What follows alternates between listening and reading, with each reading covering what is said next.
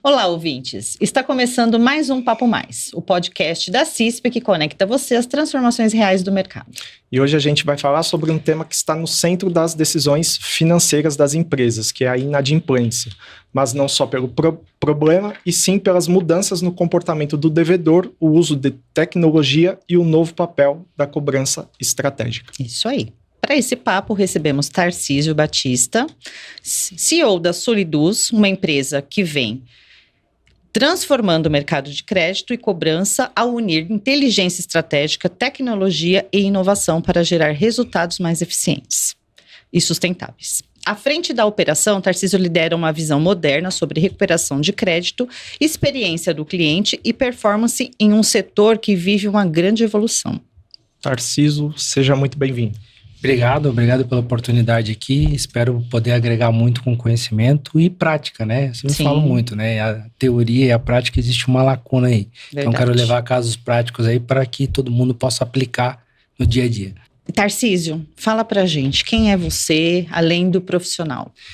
Pô, essa aí já começaram pesado aqui. Acho que é mais fácil dar crédito.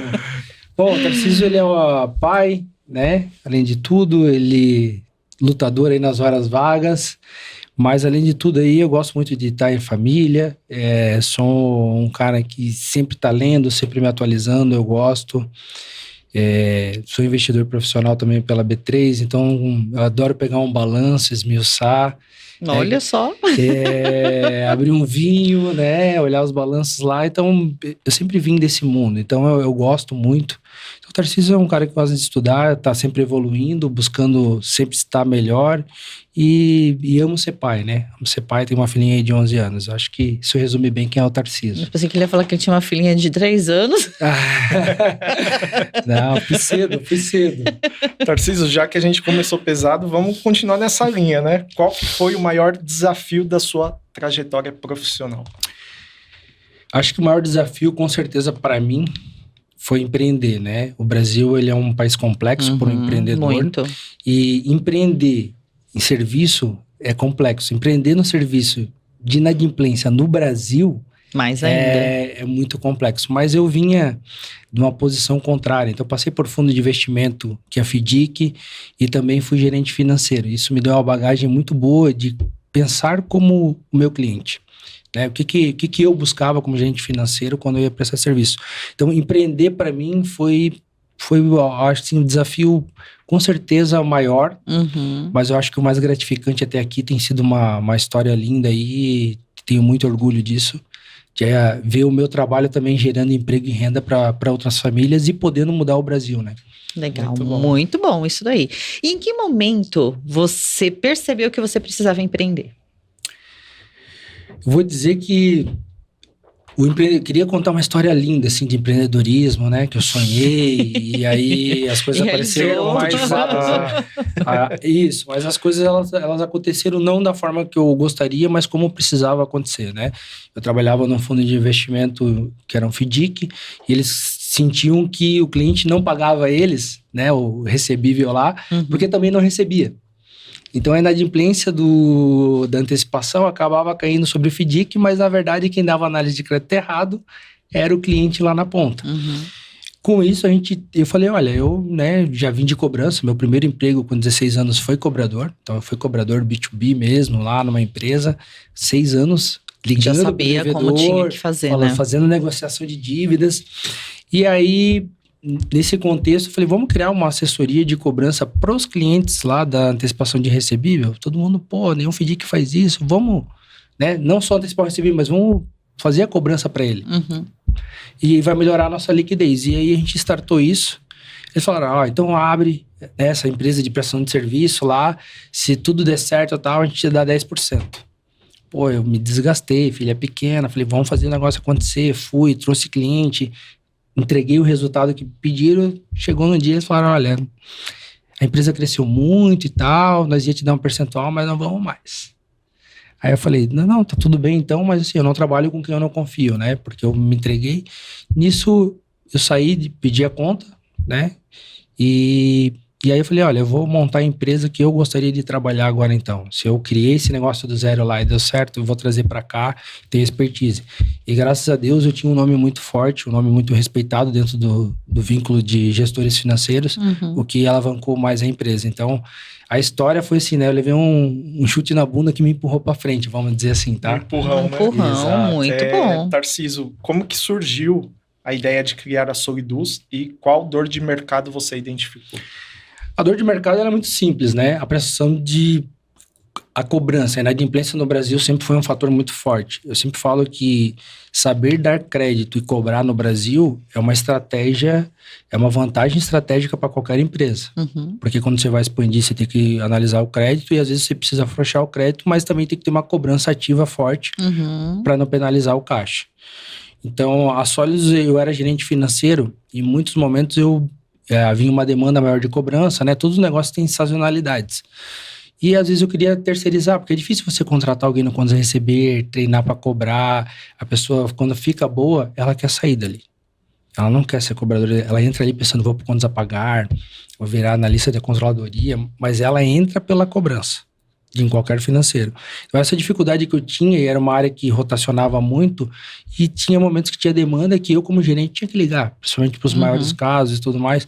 Eu queria terceirizar, mas qual era o problema de terceirizar? A cobrança externa, ela ganha no sucesso. Então, ela não está preocupada como é que vai ficar a minha relação com o cliente. Ela cobrava de qualquer jeito. Né? Eu brinco assim, exatamente. Tá vendo aquele carro preto ali na frente, né? Sei onde teu filho estuda. Não, tô sendo um pouco mais dramático aqui, mas era uma cobrança agressiva. Porque ela queria receber o recebível e ganhar a comissão dela, mas ela não estava preocupada se o meu cliente ia voltar para a jornada de compra. Se esse ponto de venda, ele ia continuar comprando da minha marca. Às vezes as empresas investem milhões em marca e na hora da cobrança estraga o relacionamento. Então, eu não conseguia terceirizar, porque eu falei, olha, tudo que não é da minha alçada eu quero terceirizar. O que for estratégico é dentro de casa. O que é braçal, se terceiriza. E aí, eu criei um grupo de gestores financeiros lá, onde a gente debatia, saía de trás da tela, debatia, todo mundo com a mesma dor. Todo mundo queria terceirizar, mas ninguém achava uma empresa de cobrança que não fosse agressiva, que trouxesse solução. Nisso eu identifiquei esse nicho. E quando eu saí do fundo lá, nesse mesmo grupo de gestores falou, cara, abre uma empresa que a gente te contrata. Porque tu vai fazer igual a gente quer. Então eu digo que não foi uma ideia só minha, mas foi de um grupo de gestores financeiros, que nós tínhamos um grupo que se reunia, local lá em Joinville, e aí surgiu a Solids. Interessante. Então ela surgiu exatamente, o plano de ação dela foram feitos pelos próprios clientes. Olha que loucura. Tarcísio, como a tecnologia e a inteligência artificial estão integradas na operação hoje? Legal. Se vocês olharem nossas redes sociais, vocês vão ver que a gente falava de inteligência artificial em 2017. Não é um tema agora. Não é. Porque a gente tem... Eu falo que quando a gente fala de tecnologia, nós tivemos a bolha da .com lá nos anos 2000. Depois tivemos, né, o metaverso. Sim. Todo mundo achou que ninguém mais ia ter loja. Nós ia comprar tudo no digital, ia chegar em casa. Né, o próprio Facebook mudou para Meta. E agora, né... Nem se fala mais, né? Não se fala mais, né? Não se entra. Então, assim, movimentou bilhões, né? A gente tem que entender isso. Isso é verdade. Muitas empresas investiram, e daí agora ninguém... Eu acho engraçado que ninguém mais não fala nada, né? Ninguém fala, larguei. E agora a gente vive... A inteligência artificial, ela já está há muito tempo. Então, lá quando eu comecei a Solids, qual que é a grande dificuldade de qualquer cobrança? É falar com o decisor. Não adianta eu ligar na loja se o cara que decide, ele fica fora.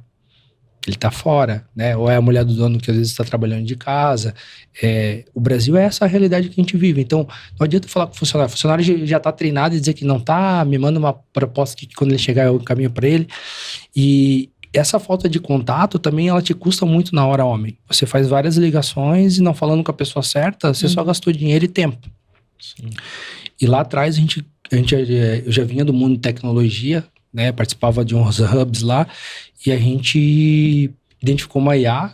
Daí eles me falaram o que é IA, e aí falaram, a IA é que nem um filho, eu tô te dando a criança. Como ela vai virar adulto, é você que vai dizer.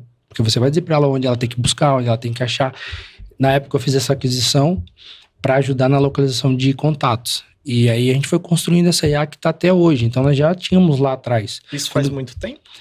Pô, eu acho que eu vou te falar, 8 anos e meio já que a gente já vem trabalhando. Nossa Caramba. ala, Já se anteciparam hoje eu não tenho bastante. ninguém fazendo pesquisa para achar devedor. Eu já consigo ver até o 3º grau de parentesco, como é que ele tá, se ele quebrar um chip, né? Ele tá devendo, esse chip aqui já me acharam, ele quebra o chip, hoje em dia ele vai lá e compra outro.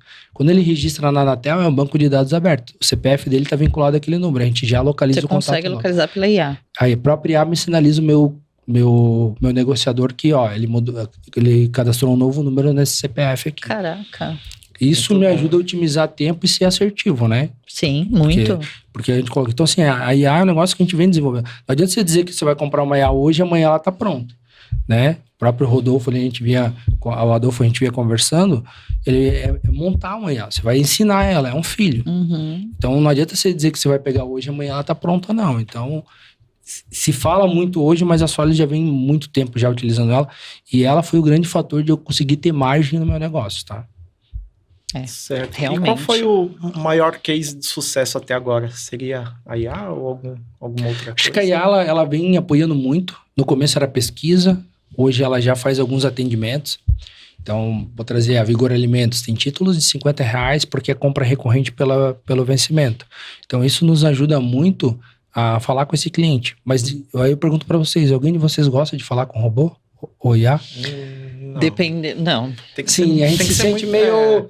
Né, digite ou... Às vezes eu preciso explicar pra pessoa o que eu quero. Eu não A IA tem que ser consigo, aí bem eu não objetiva, entendi. né? Esse dia eu precisei falar um negócio lá com o banco, daí ficou, por mais que ela tava respondendo ali, eu quero explicar, eu quero alguém que faça uma análise. Exatamente. Porque a gente tem a sensação que a gente tá dando informação, mas não tá recebendo nada em troca. É isso aí. Hoje a gente tem uma IA que o cliente quase não percebe que ele tá falando com o atendente ou não, porque hoje a maioria das negociações ela acontecem via WhatsApp, né? Sim. Quando alguém liga, a gente fala, me manda um WhatsApp, né? Não vou atender. Às vezes a gente até pode atender, Sim. mas a gente não quer. Sim. E a cobrança, ela não é diferente. Então, hoje a gente tem... Quando a própria ela identifica, pelas respostas do devedor, a nossa, qual é o grau de estresse que ele está tendo. Se aumenta o estresse, ela já cai no atendimento humano. Então, eu falo assim, a IA, ela veio para possibilitar o humano a ser mais produtivo. Ela não vai trocar o ser humano. Mas ela possibilita hoje de o meu negociador não ter que ficar pesquisando um contato e já ter o contato efetivo. Ela possibilita que esse cara já está negociando ali com a IA, não fechou, vai para o humano. E a Isso pessoa... é automático. Automático. E a pessoa consegue identificar que ela saiu de uma IA para ir para um humano? Porque continua a mesma conversa. Muito Só bom, que o meu operador já vem na tela lá, ele lê toda já lê a a conversa. conversa e continua dali onde estava. Porque aí precisa dessa sensibilidade humana. Exato. Sabe? É isso que eu fiquei curiosa. Porque você tá falando Exatamente. com a IA de repente. Isso faz- A sensibilidade da IA para perceber que ela precisa passar pro humano. E tu pensa assim, ó, isso é Impressionante. treinado, tá, gente? Isso é treinado. Isso é assim, ó, por que o cliente por que ele começou a conversar e não fechou o acordo, né? Ela Então, precisa ter essa inteligência também. ela precisa ter lá, tipo, nossa, muito caro. Ela já vai vendo o nível de agressividade. E qual é a tua proposta? Então, ela é treinada para ouvir a proposta também e ver se está dentro do que a gente tem com o cliente, credor, se a gente pode aceitar. Então, ela tem margens que ela trabalha ali. Mas parece complexo, mas isso é estudado. Então, a gente vai ver, aqui tem que ir para o humano. A gente já notou que daqui para frente ele não fecha acordo. E aí, você trabalha a programação e dados. Dados até onde foi, até onde não foi. Então, eu acho que esse é um grande case. E eu acho que o outro grande case, assim, é a relação que eu tenho com os colaboradores, assim, a paixão que eu tenho por eles, o engajamento que eles têm comigo.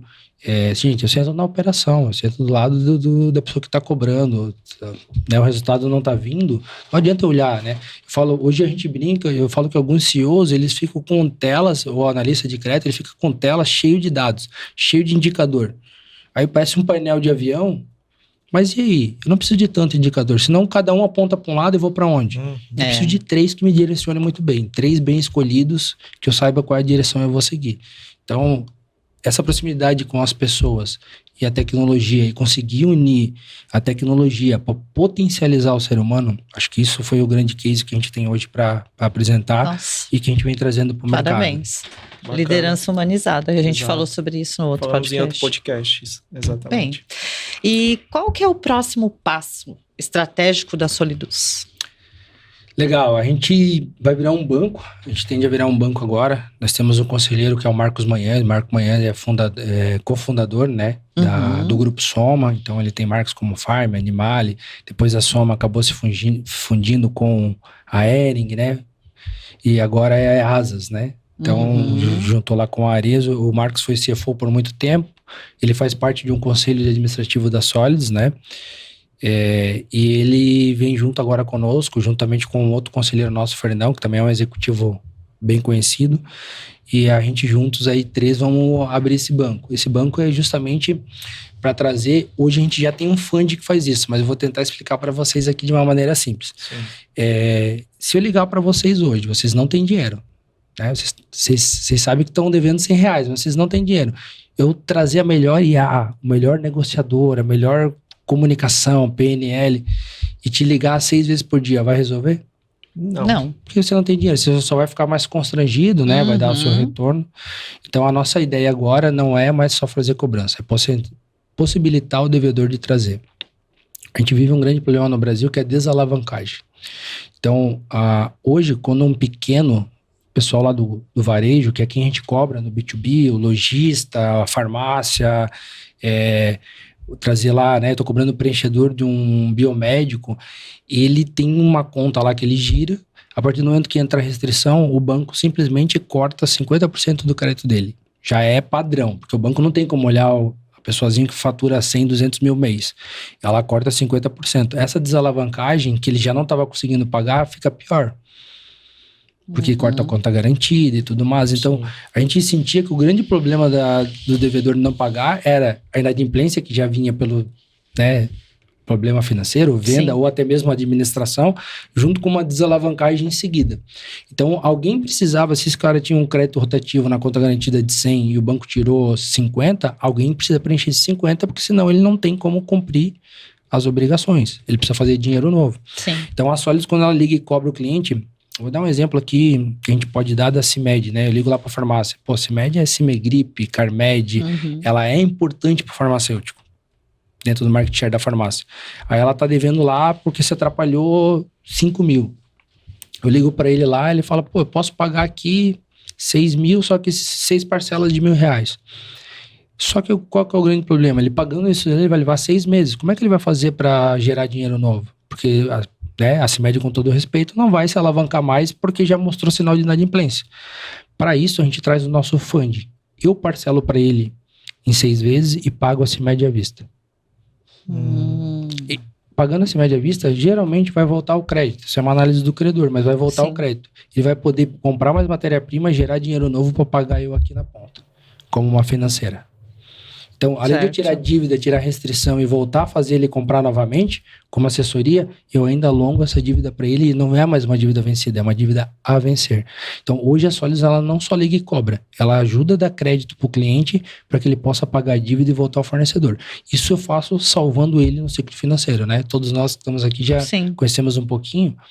Então, para que ele possa gerar dinheiro novo e pagar o passado. Se ele não gerar dinheiro novo, ele não paga o passado. Então ela vai além em algo que muitos não fazem, né? Exatamente. Porque eu ligar e cobrar alguém que não tem dinheiro, eu não vou ter sucesso. Não vai resolver, exatamente. Sou a solução para todos os problemas? Eu dou crédito para todo mundo que aparece lá devendo? Não, gente, também não.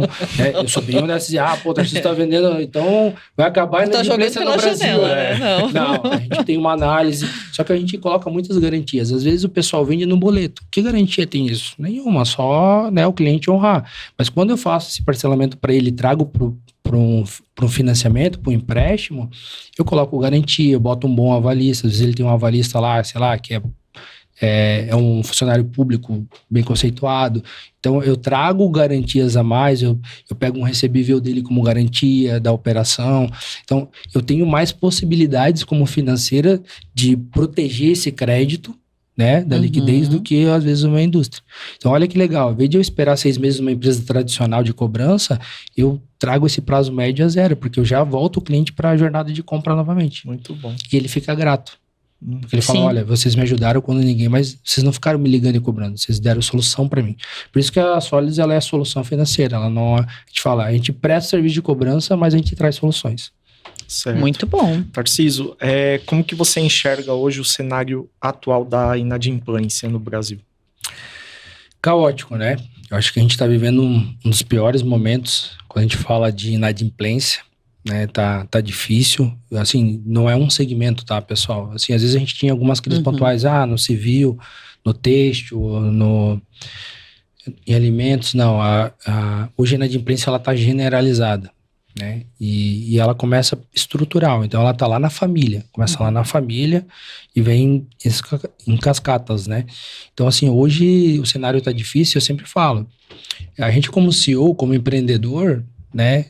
A gente quer acelerar. A gente vinha crescendo 15%, a gente quer crescer 20%, quer crescer 30%, mas o analista de crédito, o gestor financeiro que está lá, ele está lá para garantir a perpetuidade da empresa. É isso aí. E aí eu dou muito essa analogia, né? Em momentos de neblina, chuva e de noite, andando com o carro, eu vou acelerar para 180 por hora. Talvez não é o momento de eu tirar um pouco o pé do acelerador, né? Ser um pouco mais cauteloso. Para quê? Para quando essa chuva passar, essa neblina passar, e tiver sol e pista limpa, eu acelero. Então, hoje o analista de crédito está nesse dilema. Nós vimos ali falando com o Adolfo no bastidores ali, a gente falava, enquanto o PDD estava tudo normal, não tinha problema de inadimplência, nenhum CEO estava olhando para a área financeira. Ele estava olhando para vendas, expansão, novo produto. Agora, eu estou vendo que os CEOs, os diretores, né, estão olhando com lupa para cobrança e para o crédito, né? Eu falo com o analista de crédito, né? E o analista de cobrança, ele virou protagonista dentro da situação atual. Agora é a sua vez. Agora é a hora de eles brilhar. E aí a gente vem entendendo, tem que fazer um trabalho diferente. Não adianta fazer a mesma coisa e esperar um resultado diferente. Então, o cenário tá caótico, tá difícil, mas eu gosto disso, porque isso traz grandes evoluções pro setor. As grandes evoluções, elas vêm na crise, porque a gente precisa pensar diferente. Então, hoje o analista de crédito, ele tem que pensar diferente. Aquela política de crédito lá, padrão, ela não funciona mais. Eu tenho que pensar que hoje eu vivo um Brasil de 10 Brasis. Vender lá no Maranhão é diferente de vender lá em Santa Catarina, no Paraná. Porque são culturas diferentes, são momentos diferentes. Então, essa análise ali é muito importante fazer, tá? Então, cabe pegar essa crise e transformá-la em oportunidade. Isso aí. E sobre o devedor nos últimos anos? Você acha que mudou? O devedor mudou nos últimos anos? Total. E não foi só meio de comunicação, não. Acho que ele mudou em grau, número e gênero, né? Eu falo que hoje todo mundo é um pouco de médico e advogado. Né? Ainda mais com o chat GPT. Na minha época, quando aquela cobrança que já vinha há mais tempo, né? Eu vou falar, vou entregar a minha idade aqui, vou fazer 38 anos. Eu comecei a fazer cobrança com 17. Então nós estamos falando aí de 10 anos. 20 anos, né? 20 anos. Tu vê como eu tô achando que tô com 27 ainda. Então nós estamos falando de 20 anos. Você não tinha SMS, você ligava, né? Comprovante de pagamento nós recebia por fax. Sim. Então ele tinha que ir até um fax e mandar para nós. O devedor, você falava assim, olha, né, segundo o artigo do Código Civil 478, você tem que pagar juros que cubram os danos ao credor. Então, ele tinha pouca informação. E ele tinha pouco acesso a advogado também. Hoje, se eu ir lá e falar para ele, tem que pagar juros, ele vai falar com o primo dele no churrasco, que já é advogado, e já entra. Então, dependendo das negociações com advogado direto, nós só fazíamos quando era assim, casos de milhões, 100 mil. Hoje em dia é R$1.000, ele já passa pro primo, ele tem um advogado. A gente negocia com o advogado R$500. Isso quer dizer o quê? Mudou. Hoje não tem mais ninguém. É como tu falou, se eu falar alguma coisa, ele já joga no ChatGPT, já vê se é verdade, né? O que eu posso fazer. Então, com isso, essa informação houve ganhos também, né? Mas aí o devedor, eu brinco, né? Ele sabe todos os seus direitos, mas sabe pouco dos seus deveres, né? Isso é verdade. E a gente sempre tá lá para pontuar isso. Mas eu acho que hoje a cobrança do passado, ela era muito mais de ameaçar e hoje ela é muito mais de trazer solução. Por isso que eu entrei falava, olha, não adianta eu ligar aqui e falar de código, vou bloquear a conta no jurídico. Não, isso não adianta mais. Antigamente tu falava isso, tu mandava uma notificação extrajudicial. A pessoa quase infartava. Nossa, o nego arrumava dinheiro, primo, parente, irmão, tia, sogra. Hoje em dia tu manda uma notificação judicial, ele ri. Porque ele sabe que aquilo não tem efeito nenhum. E tem devedor que fala ainda pra gente assim, sempre que eu escuto algumas negociações, até pra nunca tá fora da realidade. Uhum. O devedor fala, me ajuiza que é melhor, eu vou ganhar mais tempo. Olha só. Né? Caramba. Não, ajuiza lá, que daí eu pago lá em como eu quiser, vou aqui contar uma história triste lá, daí eu, no dia da audiência eu pego um atestado, daí vai ter que ter outra audiência, até nisso aí, deixa a dívida rolar. E você acha que hoje em dia é mais difícil cobrar ou negociar? Eu acho que o mais difícil é cobrar, e hoje você tem que vir para a linha de negociar. Então, assim, quando você fala assim, pô, é difícil cobrar no Brasil? Mas é difícil porque ele não tem liquidez. Quando a maior sacada da Sólidos que ela teve nos últimos 4 anos, que quando a gente entrou com o fundo para emprestar dinheiro, que me chamaram de louco, né? Eu resolvo o problema dele. Tu concorda comigo? Eu resolvo o problema dele. Tanto de fornecimento, porque ele vai poder voltar a comprar, como de alongar a dívida, que é o que ele precisa naquele momento de dificuldade. Então, quando eu deixo de cobrar, que é aquela coisa tem que pagar, e começo a negociar, trazendo solução para ele, esse cara ele tá com uma venda nos olhos, cheio de problema. Verdade. E aí, E aí parece que você tá levando mais um problema pra ele. eu tô lá, eu sou mais um, né? Porque eu brinco, o devedor que tá com problema, ele tá com problema em casa. Ele já não consegue dar pizza pro filho no final de semana, ele tá frustrado. Então, eu digo, hoje, os nossos negociadores falam, vocês têm que ser um pouco psicólogo, escuta um pouco ele. Esse cara tá cheio de problema. Mas ele só quer ser ouvido. É verdade. Então, a cobrança humanizada funciona? Total. Ou ela é só um discurso? Ela funciona e tem que ser feito. Esse negócio de só IA vai cobrar e vai acabar a cobrança, isso eu não acredito. Porque a gente que tá lá na ponta, o devedor às vezes ele só quer ser ouvido, sabia? Às vezes ele paga à vista. É o caso que a gente tava falando, né? É legal ligar e aí você diz, se você quer falar com fulano, aperta 1. Fala com ciclano, aperta 2. Não, eu quero explicar o que... Eu quero falar com alguém. E a gente tá cada vez mais carente de falar com alguém. É verdade. Eu falo que tem coisas lá que a gente faz treinamento de programação neurolinguística com todos os colaboradores que entram, tá? E a gente fala assim, hoje a gente tá num mundo tão digital, tão lá, que às vezes a pessoa só quer desabafar. Quando você escuta, ela acha você tão legal que ela te dá um jeito de te pagar, sabia? É verdade. Então, são coisas que às vezes a pessoa fala de IA. Eu acho que IA é interessante, tem que ter, mas essa sensibilidade de humano para humano, ela é inevitável e principalmente numa situação delicada. Eu sempre falo, a cobrança, ela pode romper a relação com o teu cliente, mas como ela pode fortalecer. Quando alguém te ajuda no momento de dificuldade, você nunca vai esquecer disso. Marca. Verdade. Então, e a Sólidos, ela tem sido isso. Tem clientes lá, contar uns cases legais, representante sempre conta cobrar o cliente, né? Não cobra o meu cliente, não, ele tá devendo, mas deixa ele lá. Eles são contra a cobrança e são 2 vezes contra a assessoria de cobrança, né? Que é quem presta serviço de cobrança. E quando a gente começou a entregar essa solução de dizer pro cliente, parcela em 6 aqui, eu pago à vista lá, e aí tu passa para cá, faço para ti no cartão, faço para ti numa cédula de crédito bancário. E ele, que legal, as outras empresas não faziam isso. E a gente começou a fazer isso. O representante de outras empresas que passavam lá dizia assim, a gente não vendeu aqui para ele, porque ele tá pagando parcelado, mas a outra empresa lá financiou para ele e ainda pagava. Daí todo mundo financiava, mentira. Aí foram pesquisar, já teve concorrentes, nossos clientes que me ligaram dizendo, olha, a gente quer fechar com vocês porque o concorrente X está vendendo e eu não tô vendendo porque eu não tenho vocês. Porque vocês estão financiando lá para ele. Tá vendo?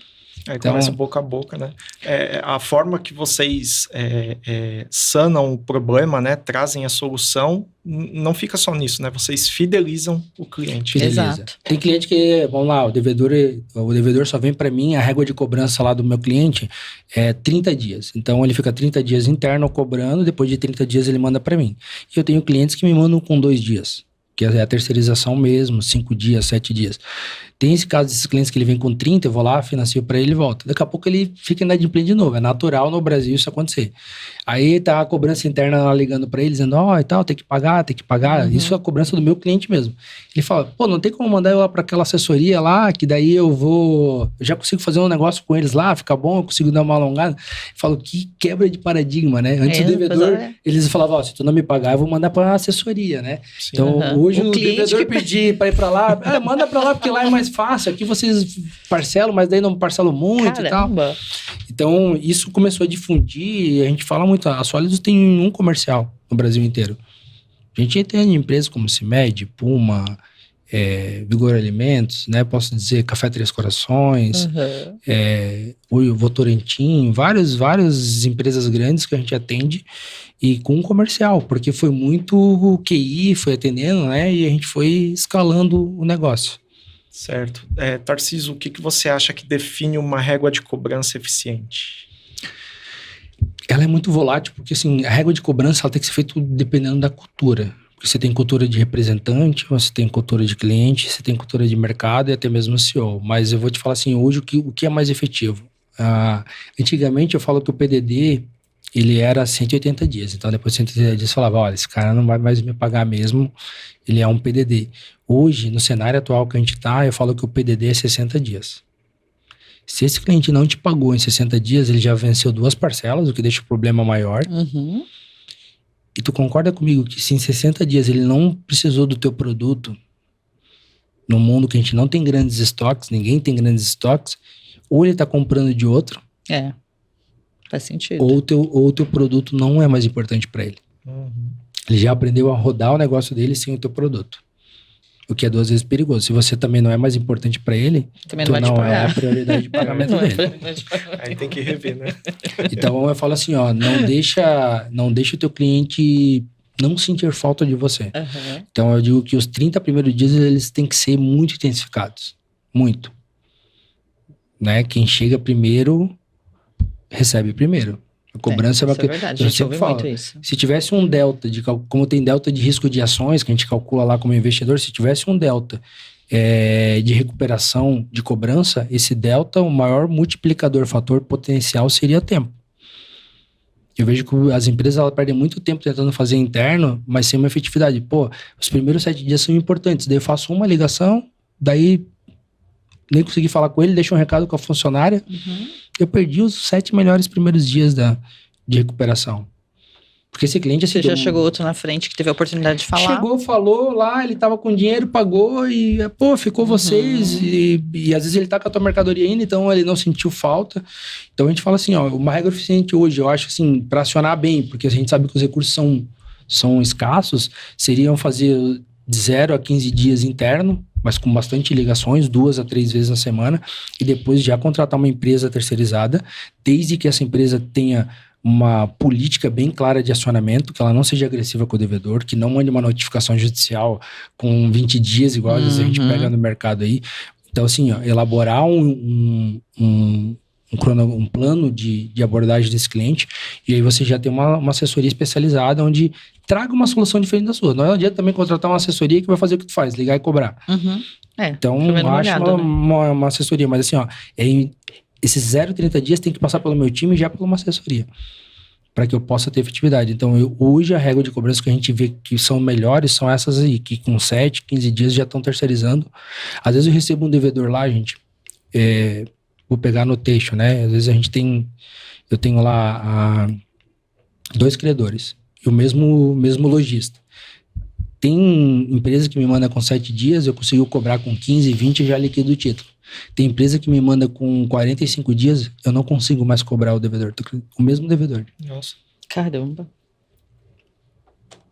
Ele fala, não, já paguei o outro lá, tô rodando com aquele lá. E daí tu fala assim, pô, a mesma assessoria, uma ela tem êxito, outra não. Porque ele passou 45 dias, ele tá comprando de outro. Ó, eu entendi, a outra lá eu vou pagar, tá tudo certo, mas essa aqui agora não é minha prioridade. Devo e não nego, pago quando puder. Essa empresa não é mais minha prioridade. E aí a gente tenta trazer ele, mas assim, tu entende que tô cobrando a mesma pessoa pela mesma empresa, sucessos diferentes. Olha como o fator tempo é mais importante, do que como você tá fazendo. Verdade, faz sentido. Tarcísio, como que surgiu o encontro de gestores financeiros e o que torna ele diferente dos outros eventos? Legal, eu quando era gestor financeiro, eu falava que a gente sai de um fechamento entre outro. Né? A gente nunca tem tempo para fazer nada.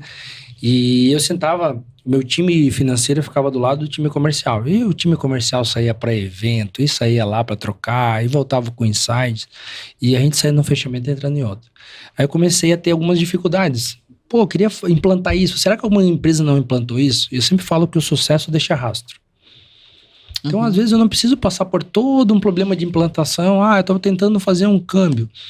Pô, talvez tenha uma empresa que já fechou câmbio, já errou, já acertou, já sabe qual é o melhor player, qual é o melhor banco, como ela negociou taxa. E aí eu tinha muitas essas dificuldades e não tinha com quem falar. Daí eu comecei a procurar e falar com outras, ligar nas empresas mesmo, tá? Eu ligava lá, oi, tu é de tal empresa, eu quero falar com o gerente, sou gerente daqui.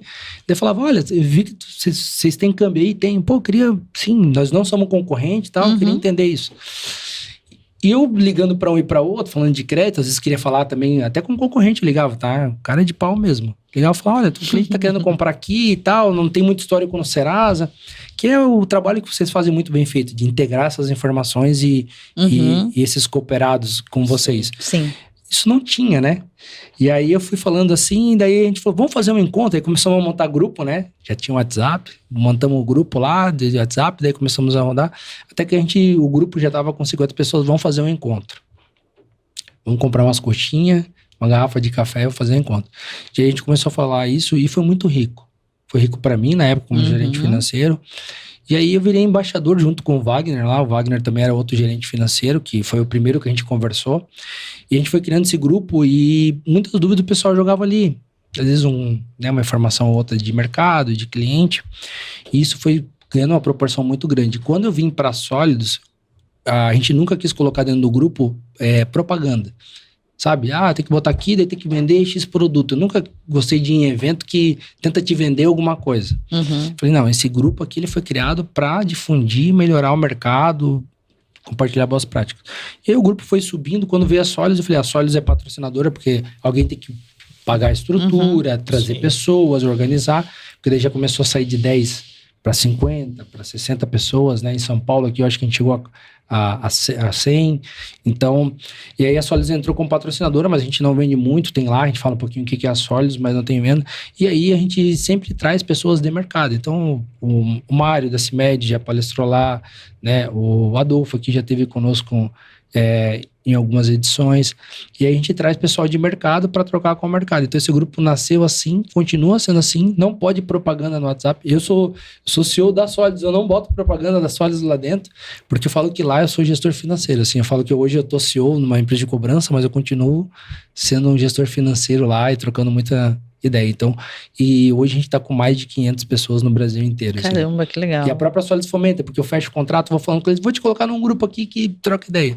E tem sido muito rico, assim, eu tenho orgulho de poder, porque eu sei que isso ajuda não só as empresas a gerar mais emprego e renda, mas também ajuda o Brasil.